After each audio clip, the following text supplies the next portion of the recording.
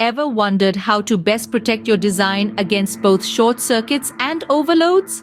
Let's begin by understanding what these terms mean. A short circuit occurs when an unintended path of low resistance is created in an electric circuit, leading to a surge of current. On the other hand, an overload happens when an electric circuit is loaded beyond its capacity, causing excessive heat and potential fire hazards.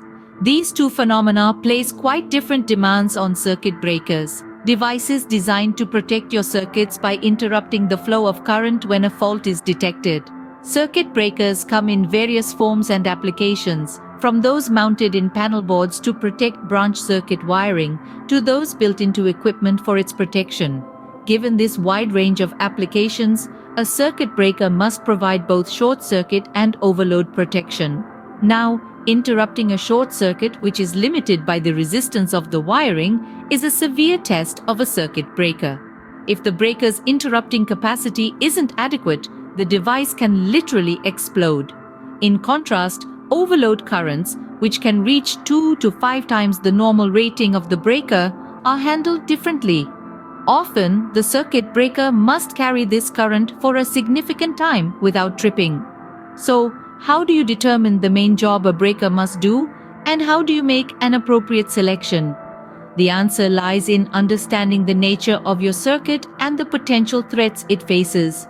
For instance, branch circuits fed from a 480V main need protection against short circuit currents measured in tens of thousands of amperes.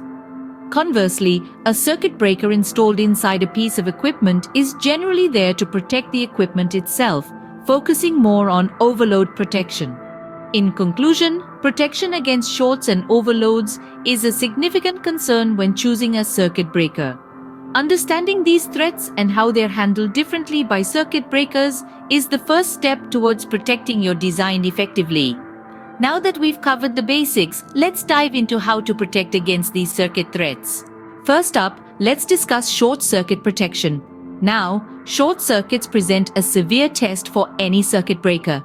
If a breaker isn't up to scratch, it can quite literally explode under the strain. That's why understanding the interrupting capacity of a circuit breaker is so vital. This rating specifies the maximum current that the breaker can safely interrupt without starting a fire or becoming inoperable.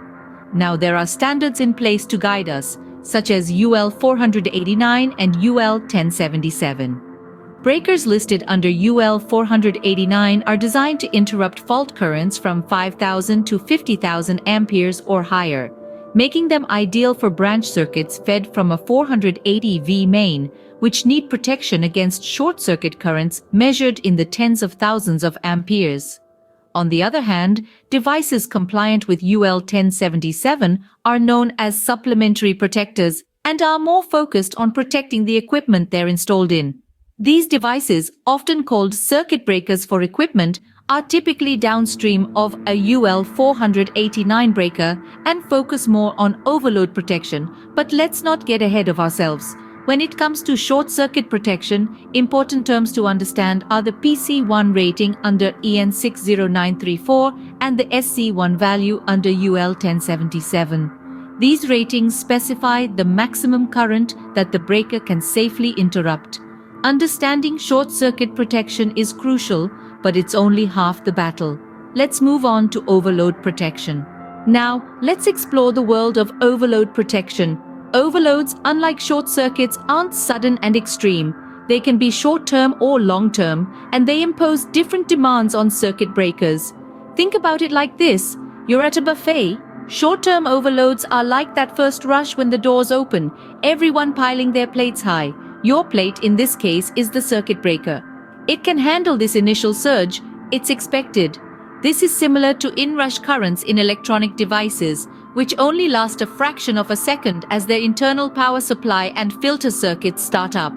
Then there's the motor starting surge, another class of short-term overloads. Picture a motor as a very hungry diner who initially takes a lot of food but then settles down to a normal eating pace.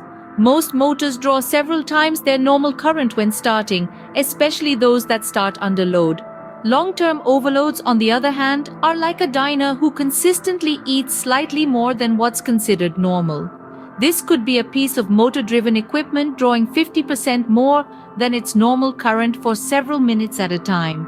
The crucial point here is, the circuit breaker should not trip under these conditions. Choosing a protective device that won't trip on momentary or short-term overcurrent events is vital. It's all about understanding the demands of your design and selecting a circuit breaker that can handle them. Understanding both short circuit and overload protection is key to safeguarding your designs. Remember, the right circuit breaker can make all the difference.